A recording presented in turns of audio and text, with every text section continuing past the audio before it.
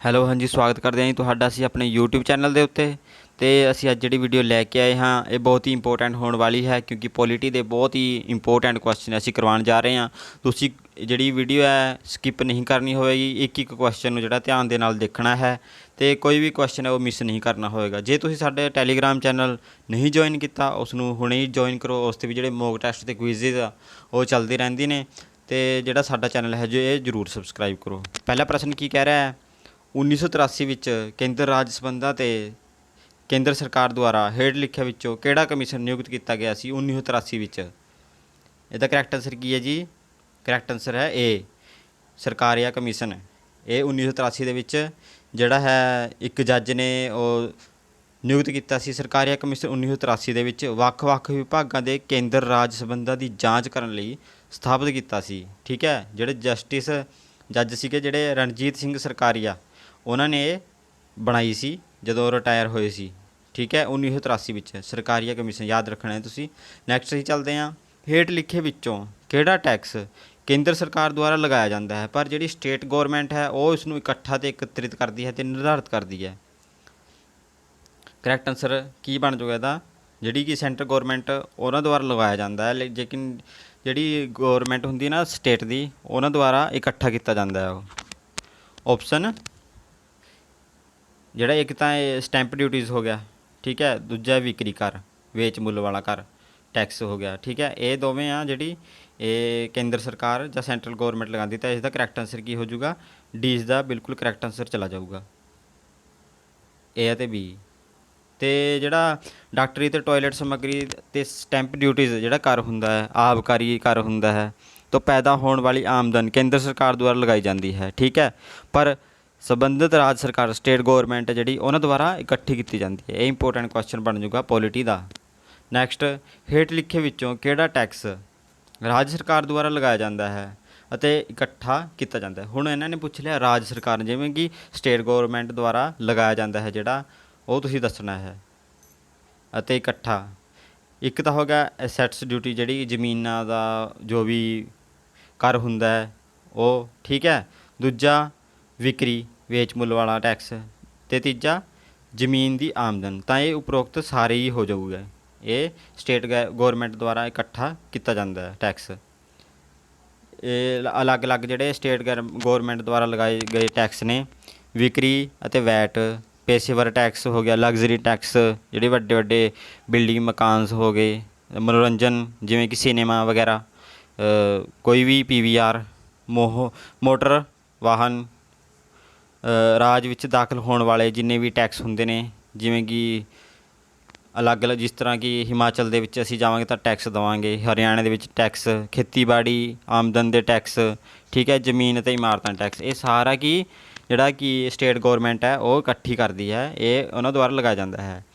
ਹੇਠ ਲਿਖਿਆਂ ਵਿੱਚੋਂ ਕਿਹੜਾ ਟੈਕਸ ਕੇਂਦਰ ਸਰਕਾਰ ਦੁਆਰਾ ਲਗਾਇਆ ਜਾਂਦਾ ਹੈ ਪਰ ਇਕੱਠਾ ਕੀਤਾ ਜਾਂਦਾ ਹੈ, ਜਿਹੜਾ ਕਿ ਆਮਦਨੀ ਯੂਨੀਅਨ ਅਤੇ ਰਾਜਾਂ ਵਿੱਚ ਵੰਡੀ ਜਾਂਦੀ ਹੈ? ਹੁਣ ਇਹਨਾਂ ਨੇ ਪੁੱਛ ਲਿਆ ਕਿ ਸੈਂਟਰਲ ਗੌਰਮੈਂਟ ਦੁਆਰਾ ਤਾਂ ਇਕੱਠਾ ਕੀਤਾ ਜਾਂਦਾ ਹੈ, ਲੇਕਿਨ ਜਿਹੜੀ ਵੀ ਆਮਦਨੀ ਹੈ ਉਹ ਯੂਨੀਅਨ ਅਤੇ ਸਟੇਟ ਗੌਰਮੈਂਟ ਦੇ ਵਿੱਚ ਵੰਡੀ ਜਾਂਦੀ ਹੈ।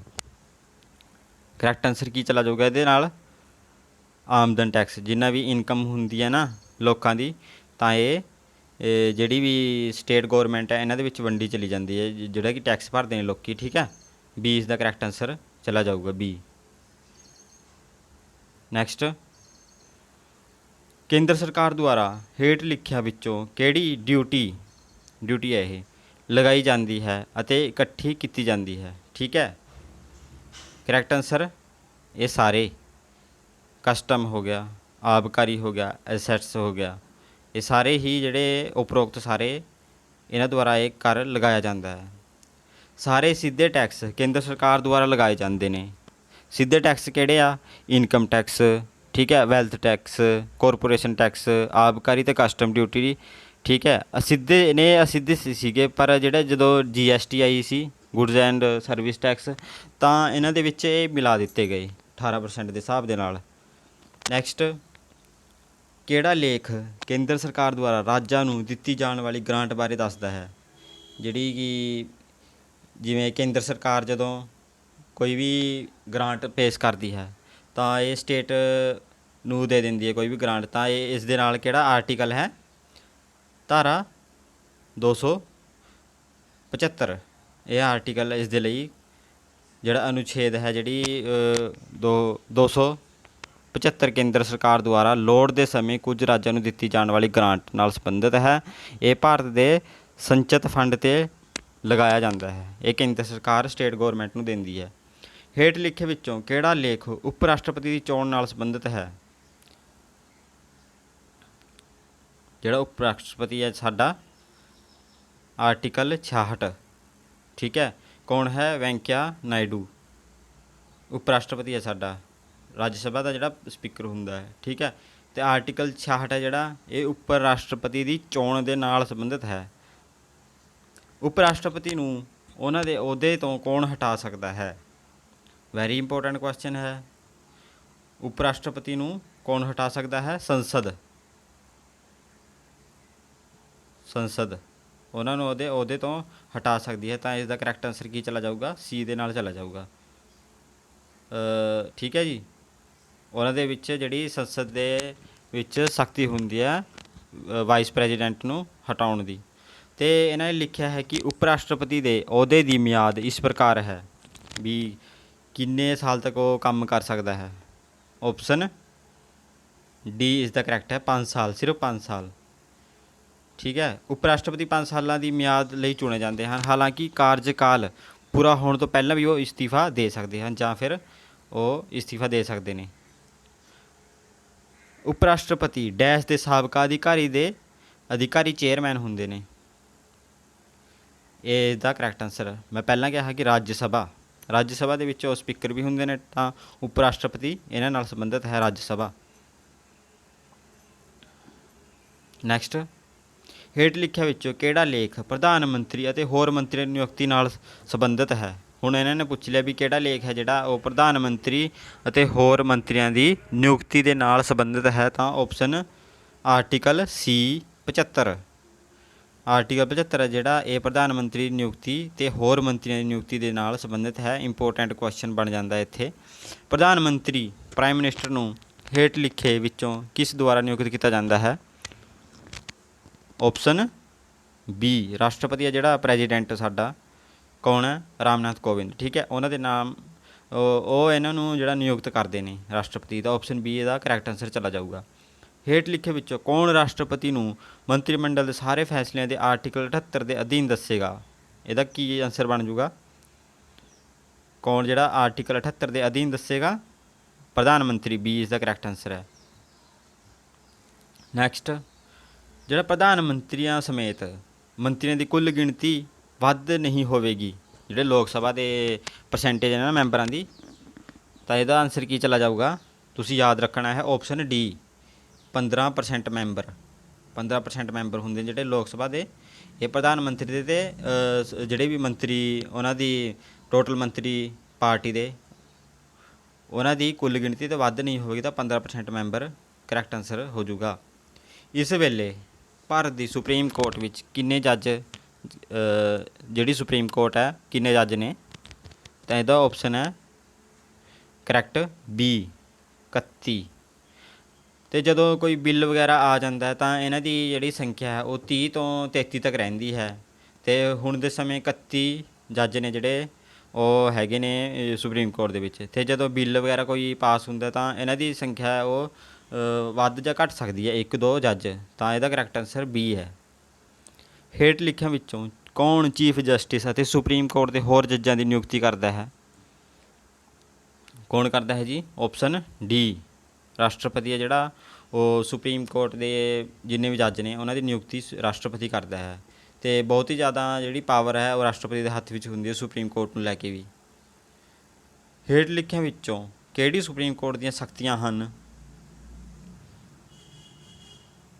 ਇਹ ਨੇ ਸਾਰੀਆਂ, ਉਪਰੋਕਤ ਸਾਰੇ, ਠੀਕ ਹੈ। ਉਪਰੋਕਤ ਸਾਰੇ ਨਿਆਇਕ ਸਮੀਖਿਆ ਹੋ ਗਿਆ, ਐਡ ਹੈਕ ਜੱਜਾਂ ਦੀ ਨਿਯੁਕਤੀ, ਇਹ ਸਾਰੇ ਹੀ ਸੁਪਰੀਮ ਕੋਰਟ ਦੀਆਂ ਸਖਤੀਆਂ ਦੇ ਨਾਲ ਸੰਬੰਧਿਤ ਹਨ। ਜਿਹੜਾ ਕੁਐਸਚਨ 18 ਕੀ ਕਹਿ ਰਿਹਾ ਹੈ? ਭਾਰਤ ਦੇ ਸੰਵਿਧਾਨ ਦਾ ਕਿਹੜਾ ਲੇਖ ਭਾਰਤ ਦੀ ਸੁਪਰੀਮ ਕੋਰਟ ਦੀ ਰਚਨਾ ਅਤੇ ਅਧਿਕਾਰ ਖੇਤਰ ਪ੍ਰਦਾਨ ਕਰਦਾ ਹੈ? ਆਪਸ਼ਨ ਡੀ ਇਸ ਦਾ ਕਰੈਕਟ ਹੈ ਆਰਟੀਕਲ 124। ਬਹੁਤ ਹੀ ਇੰਪੋਰਟੈਂਟ ਜਿਹੜਾ ਹੈ ਇਹ ਆਰਟੀਕਲ ਹੈ 124। ਰਾਸ਼ਟਰੀ ਨਿਆਂਪਾਲਿਕਾ ਨਿਯੁਕਤੀ ਕਮਿਸ਼ਨ ਵਿੱਚ ਹੇਠ ਲਿਖੇ ਵਿਅਕਤੀ ਸ਼ਾਮਿਲ ਹੁੰਦੇ ਹਨ। ਕਰੈਕਟ ਆਨਸਰ ਕਿਹਦੇ ਨਾਲ ਚਲਾ ਜਾਊਗਾ? ਇੱਕ ਤਾਂ ਭਾਰਤ ਦੇ ਮੁੱਖ ਜੱਜ, ਇਹ ਵੀ ਸ਼ਾਮਿਲ ਹੁੰਦੇ ਨੇ ਨਿਆਂਪਾਲਿਕਾ ਦੇ ਵਿੱਚ, ਠੀਕ ਹੈ। ਤੇ ਦੂਜਾ ਸੁਪਰੀਮ ਕੋਰਟ ਦੇ ਜਿੰਨੇ ਵੀ ਸੀਨੀਅਰ ਜੱਜ ਨੇ ਟੋਪ ਦੇ 2 ਜਾਂ 3, ਇਹ ਵੀ ਉਹਦੇ ਵਿੱਚ ਸ਼ਾਮਿਲ ਹੈ। ਤੀਜਾ ਸੈਂਟਰਲ ਕਾਨੂੰਨ ਜਿਹੜਾ ਮੰਤਰੀ ਹੁੰਦੇ ਨੇ, ਜਿਵੇਂ ਕਿ ਕੋਈ ਕਾਨੂੰਨ ਮਿਨਿਸਟਰ ਹੈ, ਇਹ ਸਾਰੇ ਹੀ ਇਸ ਦੇ ਵਿੱਚ ਸ਼ਾਮਿਲ ਹੁੰਦੇ। ਤਾਂ ਆਪਸ਼ਨ ਡੀ ਹੈ ਜਿਹੜਾ ਇਹ ਕਰੈਕਟ ਇਹਦਾ ਆਨਸਰ ਚਲਾ ਜਾਊਗਾ। ਨੈਕਸਟ, ਸ਼੍ਰੀ ਟੀ.ਐਸ. ਠਾਕੁਰ ਭਾਰਤ ਦੇ ਕਿਹੜੇ ਮਤਲਬ ਮੁੱਖ ਜੱਜ ਹਨ? ਆਪਸ਼ਨ 43ਵੇਂ। ਇਹ ਥੋੜ੍ਹਾ ਇੰਪੋਰਟੈਂਟ ਨਹੀਂ ਹੈ ਕੁਐਸਚਨ। ਯੂਨੀਅਨ ਦੇ ਕਾਰਜਕਾਰੀ ਸ਼ਕਤੀ ਅਤੇ ਹੇਠ ਲਿਖਿਆਂ ਵਿੱਚੋਂ ਕਿਸ ਦੇ ਵਿੱਚ ਹੈ? ਯੂਨੀਅਨ ਦੀ ਕਾਰਜਕਾਰੀ ਹੁੰਦੀ, ਜਿਵੇਂ ਕਿ ਅਲੱਗ-ਅਲੱਗ ਯੂਨੀਅਨ ਦੇ ਲੋਕ ਹੁੰਦੇ ਨੇ, ਤਾਂ ਉਹਨਾਂ ਦੀ ਕਾਰਜਕਾਰੀ ਸ਼ਕਤੀ ਉਹਨੇ ਮਤਲਬ ਕਿ ਇਹਨਾਂ ਦੇ ਇਹ ਪ੍ਰਧਾਨ ਦੇ, ਜਿਹੜਾ ਵੀ ਯੂਨੀਅਨ ਦਾ ਪ੍ਰਧਾਨ ਹੋਵੇਗਾ ਉਸ ਦੇ ਹੀ ਹਿੱਸੇ ਦੇ ਵਿੱਚ ਜਿਹੜੀ ਕਿ ਸਾਰੀ ਪਾਵਰ ਹੋਵੇਗੀ, ਜਿਹੜਾ ਕਿ ਯੂਨੀਅਨ ਦਾ ਪ੍ਰਧਾਨ ਹੈ। ਤਾਂ ਇਸ ਦਾ ਆਪਸ਼ਨ ਡੀ ਕਰੈਕਟ ਚਲਾ ਜਾਊਗਾ। ਨੈਕਸਟ, ਹੇਠ ਲਿਖੇ ਵਿੱਚੋਂ ਕਿਹੜਾ ਲੇਖ ਰਾਸ਼ਟਰਪਤੀ ਦੀ ਮਾਫੀ ਨਾਲ ਸੰਬੰਧਿਤ ਹੈ? ਜਿਵੇਂ ਕਿ ਕੋਈ ਰਾਸ਼ਟਰਪਤੀ ਕਿਸੇ ਦੀ ਫਾਂਸੀ ਨੂੰ ਕੋਈ ਮਾफ़ ਕਰੇ, ਤਾਂ ਇਸ ਦੇ ਨਾਲ ਆਰਟੀਕਲ 72, ਵੈਰੀ ਇੰਪੋਰਟੈਂਟ ਆਰਟੀਕਲ ਹੈ 72, ਅਤੇ ਇਸ ਦੇ ਨਾਲ ਇਹ ਸੰਬੰਧਿਤ ਹੈ। ਜਿਵੇਂ ਕਿ ਰਾਸ਼ਟਰਪਤੀ ਕਿਸੇ ਨੂੰ ਮਾफ़ ਕਰ ਸਕੇ, ਉਸ ਦੀ ਸਜ਼ਾ ਘਟਾ ਸਕੇ, ਉਹਦੀ ਫਾਂਸੀ ਬਚਾ ਸਕੇ, ਤਾਂ ਇਹ ਸਾਰੇ ਜਿਹੜੇ ਆਰਟੀਕਲ ਹੋਏਗਾ, ਇਹ 72 ਆਰਟੀਕਲ ਤੁਸੀਂ ਯਾਦ ਰੱਖਣਾ ਹੈ। 72 ਦੇ ਨਾਲ ਇਹ ਸੰਬੰਧ ਰੱਖਦਾ ਹੈ। ਨੈਕਸਟ, ਰਾਸ਼ਟਰਪਤੀ ਦਾ ਮਹਾਦੋਸ਼ ਹੇਠ ਲਿਖਿਆਂ ਵਿੱਚੋਂ ਕਿਸ ਦੁਆਰਾ ਕੀਤਾ ਜਾਂਦਾ ਹੈ? ਇਹ ਹੈ ਸੰਸਦ ਦੁਆਰਾ। ਮਹਾਦੋਸ਼ ਆਫ ਰਾਸ਼ਟਰਪਤੀ ਸੰਸਦ ਦੁਆਰਾ ਕੀਤਾ ਜਾਂਦਾ ਹੈ। ਸੀ, ਹੇਠ ਲਿਖਿਆਂ ਵਿੱਚੋਂ ਕਿਹੜਾ ਲੇਖ ਰਾਸ਼ਟਰਪਤੀ ਦੇ ਕਾਰਜਕਾਲ ਨਾਲ ਸੰਬੰਧਿਤ ਹੈ? ਜਿਹੜਾ ਰਾਸ਼ਟਰਪਤੀ ਦਾ ਕਾਰਜਕਾਲ ਹੁੰਦਾ ਹੈ, ਉਸ ਦੇ ਲਈ ਜਿਹੜਾ ਆਰਟੀਕਲ ਹੈ ਉਹ ਹੈ 56, ਅਤੇ ਆਪਸ਼ਨ ਜਿਹੜਾ ਹੈ ਬੀ ਇਸ ਦਾ ਕਰੈਕਟ ਆਨਸਰ ਚਲਾ ਜਾਊਗਾ। ਆਰਟੀਕਲ ਬੀ ਤੁਸੀਂ ਯਾਦ ਰੱਖਣਾ ਹੈ, ਵੈਰੀ ਇੰਪੋਰਟੈਂਟ। ਰਾਸ਼ਟਰਪਤੀ ਦੇ ਉਪ ਰਾਸ਼ਟਰਪਤੀ ਦੇ ਤੁਸੀਂ ਬਿਲਕੁਲ ਯਾਦ ਨਹੀਂ ਰੱਖਣੇ ਨੇ। ਸੰਸਦ, ਰਾਸ਼ਟਰਪਤੀ, ਉਪ ਰਾਸ਼ਟਰਪਤੀ, ਪ੍ਰਧਾਨ ਮੰਤਰੀ ਅਤੇ ਗਵਰਨਰ, ਇਹਨਾਂ ਦੇ ਕਿਹੜੇ ਕਿਹੜੇ ਆਰਟੀਕਲ ਨੇ ਉਹ ਇੱਕ ਵਾਰ ਤੁਸੀਂ ਯਾਦ ਵੀ ਕਰ ਸਕਦੇ ਹੋ। ਸਾਡੀ ਜਿਹੜੀ ਅਗਲੀ ਵੀਡੀਓ ਆਉਣ ਵਾਲੀ ਹੈ, ਇਹ ਵੀ ਜਿਹੜਾ ਕਿ ਉਪ ਰਾਸ਼ਟਰਪਤੀ, ਰਾਸ਼ਟਰਪਤੀ ਇੰਪੋਰਟੈਂਟ ਕੁਐਸਚਨ ਕਿਉਂਕਿ ਆ ਹੀ ਜਾਂਦੇ ਨੇ 3 ਤੋਂ 5 ਲੈ ਕੇ, ਤਾਂ ਅਸੀਂ ਉਹ ਵੀ ਕਵਰ ਕਰਾਂਗੇ। ਹੇਠ ਲਿਖੇ ਵਿੱਚੋਂ ਕਿਹੜਾ ਲੇਖ ਰਾਸ਼ਟਰਪਤੀ ਦੇ ਮਹਾਦੋਸ਼ ਦੇ ਨਾਲ ਸੰਬੰਧਿਤ ਹੈ? ਇਹ ਹੈ ਧਾਰਾ 61। ਦਬਾਅ ਸਮੂਹ, ਇਹ ਜਿਹੜੇ ਸੰਗਠਨ ਹੁੰਦੇ ਨੇ, ਇਹ ਕਿਹੜੇ ਕਿਹੜੇ ਜਿਹੜਾ ਸਮੂਹ ਹੁੰਦਾ ਹੈ, ਪੂਰਾ ਗਰੁੱਪ, ਵਿਆਪਕ ਚਰਿੱਤਰ ਦੇ ਸੰਗਠਨ, ਇਹ ਥੋੜ੍ਹਾ ਇੰਪੋਰਟੈਂਟ ਨਹੀਂ ਹੈ, ਫਿਰ ਵੀ ਤੁਸੀਂ ਯਾਦ ਕਰਨਾ ਚਾਹੋ ਤਾਂ ਯਾਦ ਕਰ ਸਕਦੇ ਹੋ। ਤੀਜਾ, ਪ੍ਰੈਸ਼ਰ ਗਰੁੱਪ ਅਤੇ ਆਪਣੇ ਮੈਂਬਰਾਂ ਦੇ ਹਿੱਤ ਨੂੰ ਅੱਗੇ ਵਧਾਉਣ ਦੀ ਕੋਸ਼ਿਸ਼ ਕਰਦਾ ਹੈ। ਕਾਰਜਕਾਰ, ਵਿਧਾਇਕ, ਇਹ ਦੋਵੇਂ ਹੀ ਇਸ ਦੇ ਕਰੈਕਟ ਆਨਸਰ ਨੇ। ਕਾਰਜਕਾਰ ਅਤੇ ਵਿਧਾਇਕ ਜਿਹੜੇ ਵੀ ਹਲਕੇ ਹੁੰਦੇ ਨੇ ਉਹਨਾਂ ਦੇ ਵਿਧਾਇਕ, ਅਤੇ ਜਿਹੜੀ ਕਾਰਜਕਾਰੀ ਸਮਿਤੀ ਹੁੰਦੀ ਹੈ, ਇਹ ਉਪਰੋਕਤ ਸਾਰੇ ਦੋਵੇਂ ਹੀ ਇਹ ਜਿਹੜੇ ਪ੍ਰੈਸ਼ਰ ਗਰੁੱਪ ਆਪਣੇ ਮੈਂਬਰਾਂ ਦੇ ਹਿੱਤਾਂ ਦੇ ਅੱਗੇ ਵਧਾਉਣ ਦੀ ਕੋਸ਼ਿਸ਼ ਕਰਦਾ ਹੈ। ਠੀਕ ਹੈ ਜੀ। ਆਈ ਹੋਪ ਕਿ ਤੁਹਾਨੂੰ ਜਿਹੜੀ ਵੀਡੀਓ ਥੋੜ੍ਹੀ ਹੈਲਪਫੁਲ ਲੱਗੀ ਹੋਵੇਗੀ, ਤਾਂ ਇਸ ਨੂੰ ਵੱਧ ਤੋਂ ਵੱਧ ਸ਼ੇਅਰ ਕਰੋ ਅਤੇ ਸਾਡੇ ਚੈਨਲ ਨੂੰ ਜ਼ਰੂਰ ਸਬਸਕ੍ਰਾਈਬ ਕਰੋ। ਅਸੀਂ ਇਸ ਦਾ ਪਾਰਟ 2 ਵੀ ਬਹੁਤ ਹੀ ਜਲਦੀ ਲੈ ਕੇ ਆਉਣ ਵਾਲੇ ਹਾਂ। ਤੁਸੀਂ ਸਾਡੇ ਜਿਹੜਾ ਇਸ ਵੀਡੀਓ ਨੂੰ ਤੁਸੀਂ ਸ਼ੇਅਰ ਵੀ ਕਰਨਾ ਹੈ, ਅਤੇ ਜਿਹੜਾ ਸਾਡਾ ਟੈਲੀਗ੍ਰਾਮ ਗਰੁੱਪ ਹੈ ਉਸ 'ਤੇ ਵੀ ਤੁਸੀਂ ਜੁਆਇਨ ਕਰ ਸਕਦੇ ਹੋ। ਧੰਨਵਾਦ ਜੀ।